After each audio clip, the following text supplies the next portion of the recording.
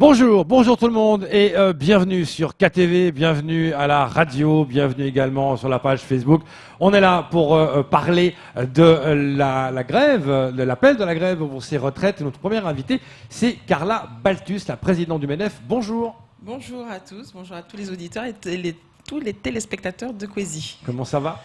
Ben, écoutez, ça va très bien, comme après un cyclone qui n'est pas passé, donc ça va très bien. On a eu de la chance. Hein. Oui, on a eu beaucoup de chance.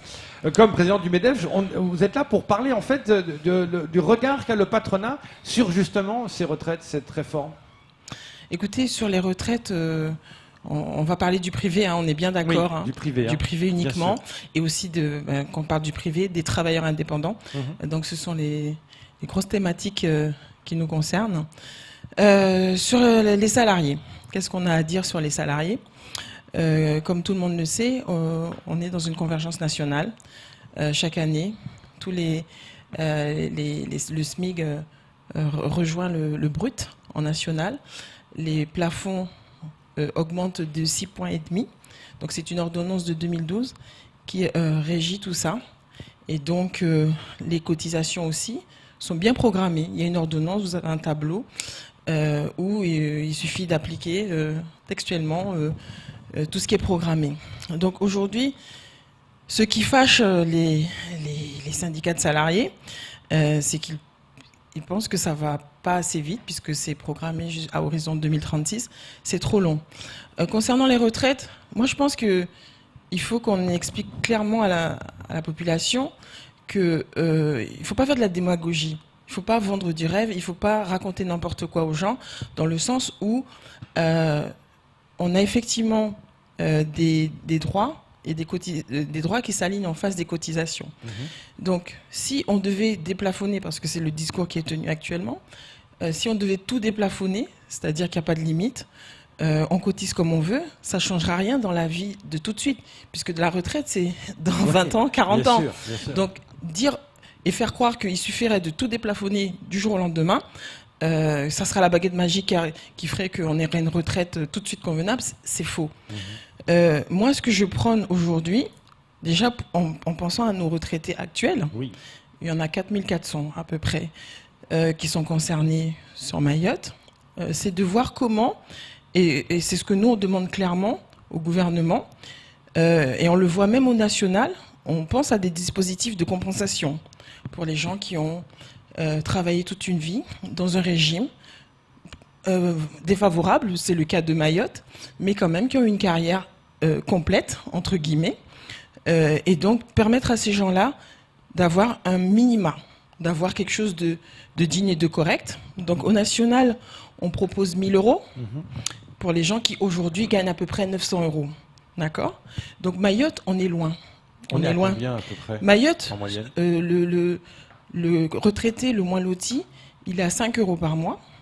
Et le mieux loti. J'ai pas compris, à combien ? 5 euros par mois.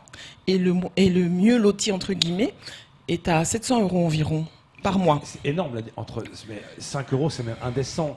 C'est indécent. C'est surréaliste quand on entend ça. Il faut vraiment faire quelque chose. Bien sûr qu'il faut faire quelque chose. Et c'est pour ça que je prône la notion de minima. Et c'est pour ça que quand on parle tout le temps de minima sociaux, vous entendrez souvent que je reviens là-dessus. C'est-à-dire qu'en France, on a des dispositifs qui permettent des compensations.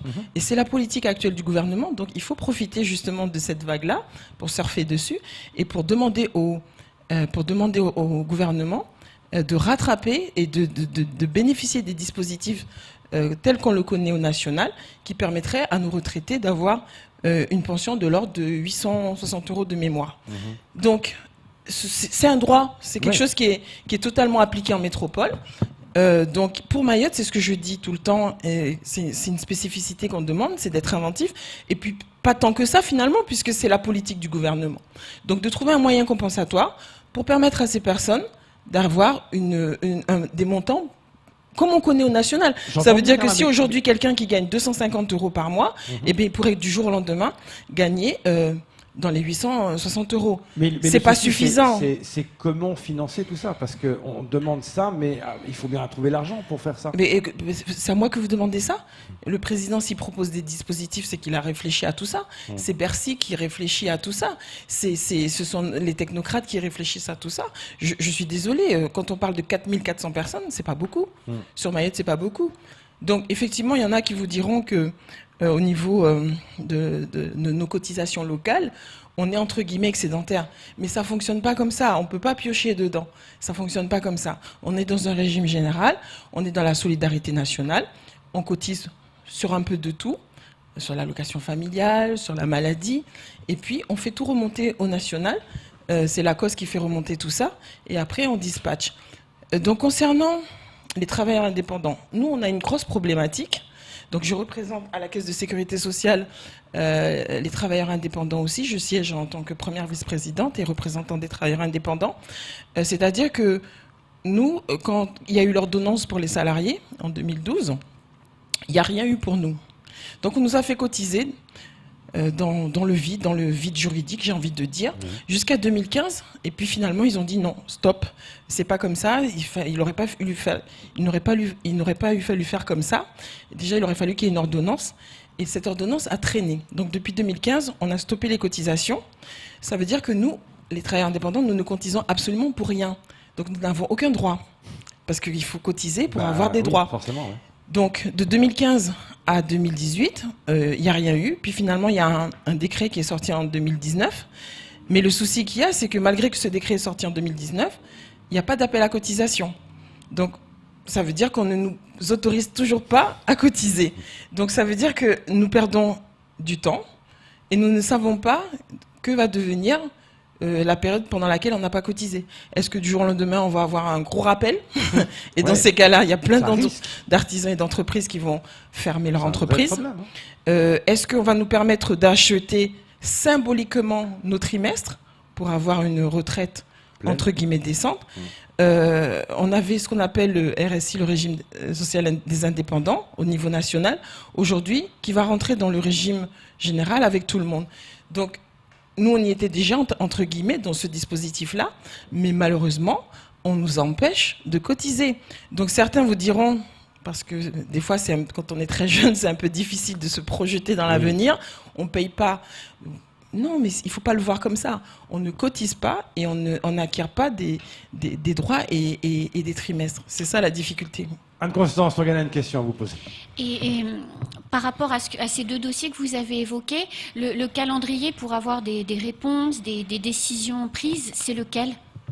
Écoutez, le calendrier, comme je disais jusqu'à maintenant, il est connu jusqu'à 2036. On est bien d'accord? Oui, mais pour ce que vous venez d'expliquer, s'agissant des retraites et de la compensation, et s'agissant de cette ordonnance de 2019 sur les travailleurs indépendants, vous attendez d'ici combien de temps une position des services de l'État et du gouvernement? Les projets de loi, ils fonctionnent par année. Donc là, on est en phase finale de concrétiser tout ce qui... Quand on parle du projet de loi de finances 2020, projet de loi de finances de la sécurité sociale 2020, c'est bouclé. Donc pour moi, cette année, je ne veux pas rêver. Mais je pense que si on s'y prend suffisamment tôt l'année prochaine, on pourrait déjà avoir un dispositif à horizon 2021 pour ces problématiques-là. Pour moi. Et s'agissant de la réforme des retraites en cours au niveau de Paris, qu'est-ce que ça va impacter sur cette date de 2036, sur le mode de calcul? Qu'est-ce que ça va changer pour les Mahorais? Au niveau national... Comme je vous ai dit, moi ce matin, je parlerai que du privé parce que je ne maîtrise pas le public. Donc je pense qu'au niveau du public, il y aura forcément des impacts. Mais comme je vous ai dit, et comme j'ai dit récemment sur un plateau, j'ai participé à un séminaire à Bordeaux sur les retraites. Et franchement, vous assistez, vous comprenez tout ce qu'on vous dit, mais vous vous sentez exclu. Vous vous sentez exclu parce que, effectivement, en coulisses, on a l'occasion et l'opportunité d'aller discuter avec les différents directeurs des caisses nationales, mais concernés, mais eux-mêmes semblent perdus. Eux-mêmes semblent perdus que Mayotte, c'est tellement spécifique que oui, c'est vrai, on se casse la tête pour vous, on essaie de trouver des solutions, on essaie de vous intégrer dans le système commun. Pour vous donner des exemples simples, au niveau de la Caisse de sécurité sociale, si vous voyez les conditions de travail qu'il y a pour saisir, etc., les données, tout est pratiquement manuel. Quand on parle de la DSN, la déclaration sociale nominative, c'est un dispositif qui n'existe pas à Mayotte, qui permet et qui facilite justement de tout noter quelque part pour que les données ne se perdent pas. Donc on a et c'est un beaucoup de système retard à Mayotte, qui est programmé, si tout va bien, à horizon 2022 pour Mayotte. Et pourquoi aussi tard? Pourquoi ça ne va pas plus vite pour Mayotte? Ben justement, c'est pour ça que je vous dis, on est dans un régime qui est tellement spécifique que c'est compliqué de nous intégrer sur les logiciels, hein, c'est un peu comme des logiciels. Sur le système informatique national, c'est compliqué. Quand on a bénéficié des exonérations de charges patronales, je crois qu'il a fallu 2 ans. Entre le moment où le texte a dit et entre le moment où nous, en déposant notre déclaration écrite, on déposait à la sécurité sociale, et ça buguait quand vous déposiez votre déclaration, ça buguait parce qu'il n'y avait pas ce qu'on appelle un code type pour Mayotte, où le logiciel va accepter les exonérations de charges patronales pour Mayotte. Ouais. Donc pendant 2 ans, ça buguait. Vous vous déposez, vous dites voilà, je dis n'importe quoi, j'ai droit à 3 000 € d'exonération ce mois-ci sur le total de mes cotisations. Et derrière, le système vous dit non, et vous n'avez pas payé. Alors que le texte le dit clairement. Ouais. Donc la difficulté, elle est vraiment là aujourd'hui, c'est que le système informatique ne nous reconnaît pas, entre guillemets. On est plus ou moins intégré. On a ursaf.fr qui permet d'aller sur déjà déposer, payer. C'est déjà un début. Payer, on est toujours le en télépaiement. Avance, hein, oui, pour payer, ça va. Pour payer, ça va. Ça va très vite. C'est que on a le sentiment que le devoir de payer, on le fait. Ce devoir-là, on le fait, mais le devoir de nous payer se fait pas. Il y a un vrai problème. Oui, il y a un vrai problème. Après aussi payer, dans payer, ce qu'il faut comprendre, c'est qu'aujourd'hui, effectivement, quand on parle de 2036, et que si on était amené à déplafonner, comme le prônent certains, à ouvrir tous les compteurs comme ça se fait au national, on aurait des cotisations multipliées par plus de 2. Bien sûr. Donc, ça veut dire que derrière, on a des entreprises qui aujourd'hui sont très fragiles. Ça représente plus de 90% du système, du système économique de Mayotte. Et déjà, il faut comprendre que malgré les exonérations qu'on a mis en place pour, entre guillemets, les bas salaires, il y a beaucoup d'entreprises qui ont du mal à payer. Pourquoi? Parce qu'on travaille pour des collectivités qui nous payent en retard. Ça, c'est une réalité. On travaille même entre nous, on est fournisseurs même entre nous parce que tout le monde joue avec la trésorerie de tout le monde. Ça reste très compliqué. On n'arrive pas forcément à appliquer nos tarifs correctement parce qu'il y a de la concurrence déloyale, même entre nous ou même avec le système informel. Donc aujourd'hui, il ne faut pas qu'on raconte aux gens tout et n'importe quoi. C'est-à-dire que si il fallait cotiser comme au national du jour au lendemain, ça veut dire que vous laissez que les plus gros subsister parce qu'ils ont des moyens. Oui. Mais bien sûr. Ça veut dire que les petits disparaîtraient? Les petits disparaîtraient très rapidement, puisque quand vous n'êtes pas en capacité de payer vos charges sociales, vous n'avez pas une attestation de vigilance, vous ne pouvez pas répondre à un marché. Souvent. Bien sûr. Souvent. Alors, quelle solution pour les petits, entre guillemets, pour qu'ils puissent tenir? Nous, les solutions qu'on prône, c'est que si on devait avoir une accélération du calendrier, ça serait tout simplement d'avoir plus d'exonérations qu'on connaît aujourd'hui. C'est-à-dire qu'on ouvre un droit, on ouvre des plafonds, mais en face, les entreprises ne cotisent pas. Et ça se fait au niveau national. Donc, ce qui s'est passé, c'est qu'on a demandé aux autres entreprises qui avaient le CICE, Crédit d'impôt compétitivité des entreprises, de rendre ce CICE et on a donné plus d'exonération de charges au niveau national. Donc nous, on est dans un dispositif où on n'a pas les mêmes exonérations de charges. C'est pour ça qu'on a pu garder et argumenter le fait qu'on garde le CICE tel qu'il est aujourd'hui. Moi, je pense que pour Mayotte, pour l'économie de Mayotte, pour l'équilibre de l'économie de Mayotte, il faudrait avoir ces 2 dispositifs pendant un certain temps, et le CICE, et autant d'exonérations qu'on aura de nouveaux taux à cotiser. Il faudrait quelque part geler le salaire tel qu'il est aujourd'hui payé et chargé. Il faudrait une stabilité, le temps que les entreprises soufflent, et peut-être dans 5-10 ans, revenir à quelque chose où on cotise un peu plus qu'aujourd'hui. Et tout en gardant aussi le CICE, ça, on se battra jusqu'au bout pour le garder le plus longtemps possible. Après aussi, on a des systèmes aussi, et c'est pour ça que l'année prochaine, on en fera un cheval de bataille, où on va essayer de revenir sur certains types de facilités fiscales qu'il y a dans les zones franches, parce qu'il faut aussi ouvrir d'autres territoires, peut-être pas tout centraliser que sur Mamoudzou. Il y a d'autres parties du département à développer, des zones d'activité économique aussi à développer. Et on sait aussi qu'il y a des facilités fiscales et sociales ça a existé dans les autres départements. Et au moment où tout ça a été supprimé, nous, on n'a même pas eu l'occasion d'en bénéficier. Donc vous êtes en train de dire que si le gouvernement n'agit pas forcément, le tissu économique mahorais risque de s'effondrer quelque part. Il risque d'exploser. Ouais. Si du jour au lendemain, vous alignez tout au national, comme certains essaient de faire croire que voilà, il suffirait d'un coup de baguette magique, c'est une réalité. Est-ce que le gouvernement est sensible à ça? Est-ce qu'il vous écoute? Bien sûr. Est-ce qu'il apporte des solutions? Le gouvernement est sensible à cela. C'est pour ça que quand on regarde tous les dispositifs qui aujourd'hui sont créés, il y a une progressivité. Il y a une progressivité parce que justement, le gouvernement, on a rencontré l'année dernière la ministre du Travail, Madame Pénicaud. Ce sont des sujets dont on a débattu. Bien sûr, on en tient compte. L'année dernière, vous voyez bien comment le SMIC a augmenté. Et si on n'en tenait pas compte, on serait passé du jour au lendemain à une augmentation de plus de 30%. C'est inimaginable pour beaucoup d'entreprises. La ministre des Outre-mer, ici même, par ailleurs, a dit qu'elle voulait travailler sur rapprocher la date de 2036 plus près d'aujourd'hui. Est-ce que vous avez été contacté pour pouvoir réfléchir avec ces équipes là-dessus et sur les conséquences en termes de cotisation ou pas encore? Alors, moi, ce que j'avais compris de l'intervention de la ministre de l'Outre-mer, c'était concernant les minima sociaux. Pour 2036, j'ai pas tout de suite, en tout cas, clairement entendu ce sujet-là. Moi, ce que j'ai compris, c'est que concernant les minima sociaux qui ne sont pas contributifs, où on ne demande pas aux entreprises de cotiser, tout simplement, il y a quelque chose qui est prévu, même à horizon 2025, j'avais entendu dire, c'est-à-dire que, par exemple, le RSA qu'on connaît aujourd'hui, qui est à 50%, devrait connaître une augmentation pour arriver à un rattrapage des 100% comme on connaît au niveau national, plus d'autres minima sociaux qui existent. À horizon 2036, pour l'instant, on n'a pas été contacté là-dessus, mais je veux dire, c'est un sujet sur lequel on doit tous ensemble s'asseoir autour de la table. Il ne faut pas qu'il y ait de confrontation. C'est ce que je dis tout le temps aux syndicats de salariés. Il ne faut pas nous combattre là-dessus. Il faut qu'on travaille ensemble.